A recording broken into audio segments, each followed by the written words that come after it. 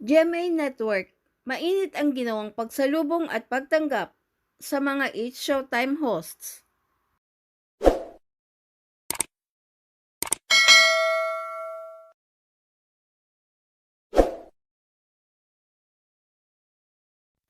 Mainit na sinalubong ng mga executives at mga empleyado ng GMA Network ang mga hosts ng It's Showtime na dumating ang motorcade ng mga ito sa bakuran ng GMA mula sa ABS-CBN compound.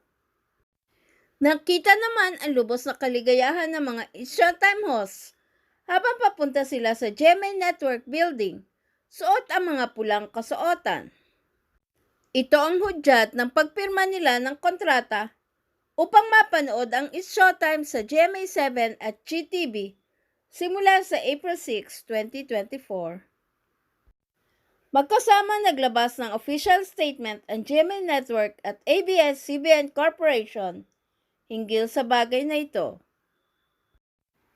GMA Network and ABS-CBN Corporation are thrilled to announce a historic collaboration as the noontime variety show, It's Showtime, will air on GMA from Monday to Saturday, 12 noon to 2:30 p.m., beginning 6 April 2024, Saturday. The momentous partnership was sealed at a contract signing ceremony held at the GMA studios, attended by the top executives from both companies, along with popular hosts of It's Showtime.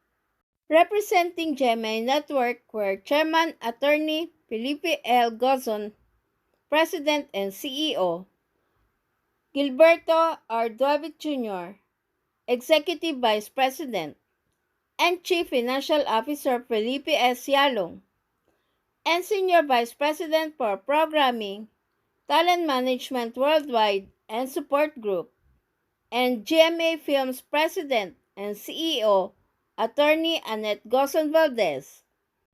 ABS-CBN was represented by Chairman Mark L. Lopez, President and CEO Carlo L. Katigbak, Chief Operating Officer Cory V. Vidanes, and Group Chief Financial Officer Rick B. Tan. It's Showtime hosts Vice Ganda, Ann Curtis, Bong Navarro, Jong Hilario, Kim Chu, Olga Alcacid, Karil, Ami Perez, Teddy Corpus, Jugs Jueta, Darren, Ryan Bang, Ayan Perez, Jackie Gonzaga, MC, Lassie, and Cian Dominguez were also in attendance. The unprecedented move reflects the commitment of GMA and ABS-CBN to deliver top-notch entertainment and serve the Filipino people. GMA Network extends a heartfelt reception to the whole It's Showtime family and considers it a welcome addition to the growing list of program offerings for its Kapuso viewers nationwide and abroad. ABS-CBN and It's Showtime, meanwhile, expressed their sincere gratitude to GMA Network for opening its doors and providing a new platform to bring entertainment and happiness to more viewers across the country. We thank our loyal viewers for their unwavering support for almost 15 years and look forward to connecting with new audiences as It's Showtime embarks on a new journey in creating more unforgettable Fantanghalian moments together on GMA, GTV, GMA Pinoy TV, and all other platforms it is currently seen. Maraming salamat mga kapamilya, mga kapuso at madlang people. Samantala, emotional ang mga hosts ng It's Showtime nang nagpahayag ang ABS-CBN President at CEO Carlo Katigbak ng pasasalamat sa GMA7 sa pagbibigay ng bagong tahanan sa It's Showtime. Good afternoon po, Attorney Gozon, Jimmy, Philip, Annette, Joel, all the GMA executives and all our kapuso present today. First of all, grabe, thank you so much for welcoming us into your home. You know, Cory really wanted us to come here today to the GMA building because we wanted to prove to you how special this partnership is to us. In our 30 years working in ABS, we have never walked through your doors. And so, thank you for this historic occasion. We have so much gratitude for you all today. I remember we thanked you once for your kindness when you gave Showtime a home on GTV. Thank you again for welcoming Showtime, this time both on GMA and GTV. You know, it's the third time we've agreed to work together. Nag-umpisa po tayo sa Unbreak My Heart, then Showtime on GTV, and now this one today. And one of the reasons why I feel our partnership has been so successful is that we both share the same objective of bringing the best stories and the best programs to as many Filipinos as possible. So maraming salamat muli sa pagkakataong ito. To Vice and our family at Showtime, thank you for all you do for us and for never giving up. Yeah. Just like our opening number, don't stop believing.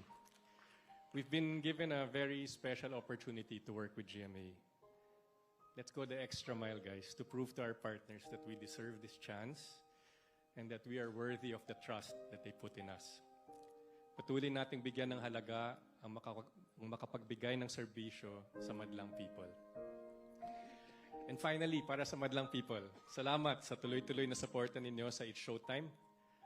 Alam kong nagbago na talaga ang mundo kasi sinabi ni Cory sa show live, "What's up, madlang kapuso?" So to all our kapuso and kapamilya viewers, abangan niyo po ang Showtime sa GMA 7 and GTV on April 6. We promise to make that episode a very, very special one for you. Today, it's another historic development in Philippine television. Thank you again, Attorney Gozon, Jimmy, Philip, Annette, Joel, and the entire GMA. I can't thank you enough for allowing this to happen. Maraming salamat po. Ayon naman kay Vice Ganda, hindi siya halos makapaniwala na darating ang araw na ang dalawang TV network ay magsasanib pwersa para sa isang TV show. Lubos din ang pasasalamat ni Vice Ganda sa mainit na pagtanggap sa kanila ng GMA sa kabila ng kawalan nila ng prangkisa at tinulungan silang tumayo sa panahong kailangan nila ng tahanan. Nakaka-stress, nakaka-nervyos naman ito. Magandang hapon ho sa inyong lahat, mga kapuso at mga kapamilya. Hindi ko alam kung paano magsisimula. Magandang hapon po sa inyong lahat, sa mga kapitapitagan naming mga bosses. Maraming salamat sa mga executives and bosses ng GMA, sa mga bosses namin sa ABS-CBN. Maraming salamat po. Magandang hapon po sa inyong lahat. Ano bang sasabihin ko? Ay, una, maraming salamat po. Maraming salamat sa GMA. Dahil grabe yung pagtanggap nyo talaga sa amin lagi. Nung nagpirmahan po kayo na nandoon kami sa SEDA, that was the first time we were all gathered for a wonderful partnership, yung sa GTV, pagsampa namin sa GTV. Ang sarap po ng karanasan na yun na ibinigay nyo sa amin. Ang init ng pagtanggap nyo, ang sincero ng pagmamahal nyo, maraming salamat. At di lang yun, nasundan pa nung nakaranas kami ng GMA Ball. Ang init-init din ng pagtanggap nyo sa amin doon. Ang sarap-sarap din po ng naranasan namin doon. At pagkatapos ng event na yun, ikinukwento namin sa marami how beautiful the experience was going to the GMA Ball. And now, today, isa na namang masarap, mainit at napakagandang karanasan. Maraming salamat po sa inyo. At kami po sa ABS-CBN na nakakaranas ng ganyang pagtrato at pagtingin mula sa inyo, lagi po namin napag-uusapan at hindi nawawala yung laging nabibitawan na, in fairness, ang babait ng mga taga-GMA. Lagi naming nababanggit. Ang bait ng mga taga-GMA, Ang dali nilang kausap, maayos sila kausap. Kaya sana may susunod pang kontrata, ano po, kasi maayos kayo kausap.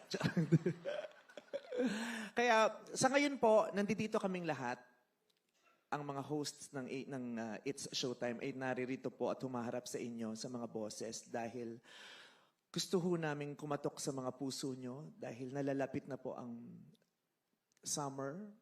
Hihingi po kami ng solicitation sa inyo. Hindi. Yun, ang bait-bait nyo sa amin, ang laki ng tulong at suportang ibinibigay nyo sa amin. We have been humbly expressing that. Na, syempre, hindi naman lingid sa kaalaman nating lahat kung gaano kasadsad ang isinadsad ng kapamilya. Pero naririyan kayo hindi para tapakan kami at saktan pa sa mga panahong sadsad na sadsad kami. Inialay niyo ang mga kamay niyo sa amin para unti-unti kaming makabangon. Maraming salamat. Hindi po namin yan makakalimutan, pati na rin ng lahat ng mga kapamilya sa buong mundo. Alam po nila kung ano ang pagmamahal at pagtulong na ibinigay ninyo sa amin. At hindi lang niya kami unti-unting tinutulungang makatayo. Pinagbuksan niyo pa kami ng tahanan para doon muling magpalakas, magpahigaling, magpahilom, at makatindig ulit. Kapiling kayo. Hindi tumindig mag-isa, kundi tumindig kasama kayo. Maraming salamat po.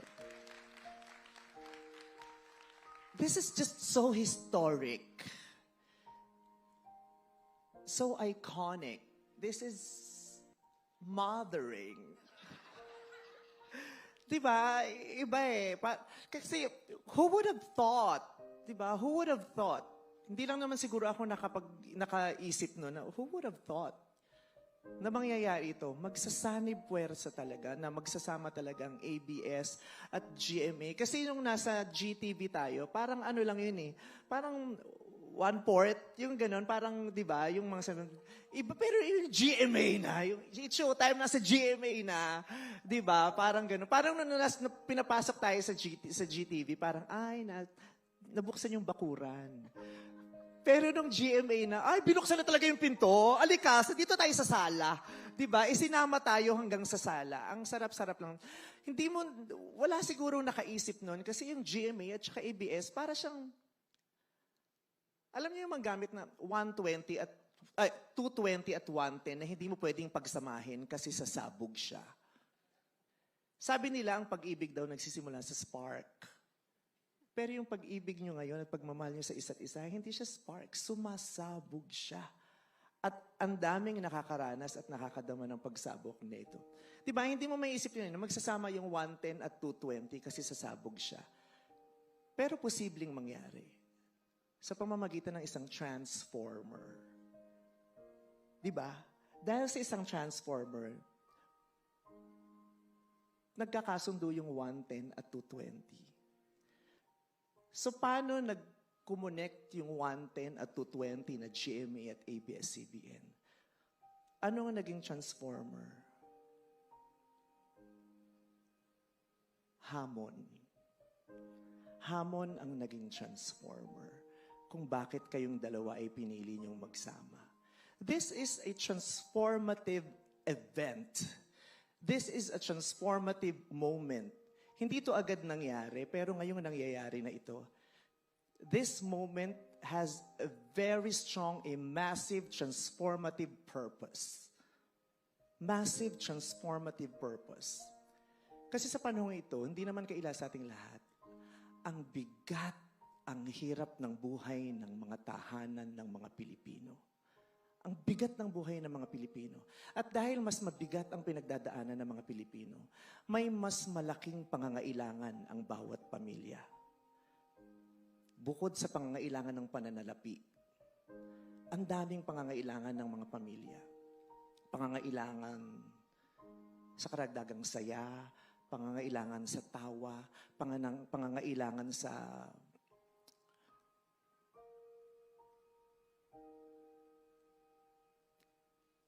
magpaparanas sa kanila ng gaan ng loob, pangangailangan para makatakas kahit sandali sa bigat ng mga hinaharap nila. Pangangailangan para sa karagdagang karunungan at impormasyon, pangangailangan sa inspirasyon at higit sa lahat, pangangailangan sa pag-asa.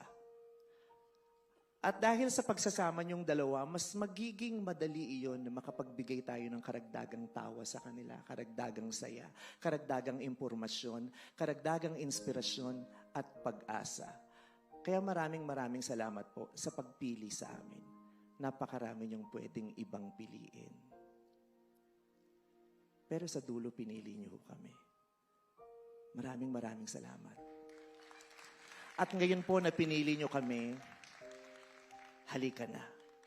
Magsanib puwersa na tayo para mapanalunan at mapagtagumpayan ang mas malalaking hamon.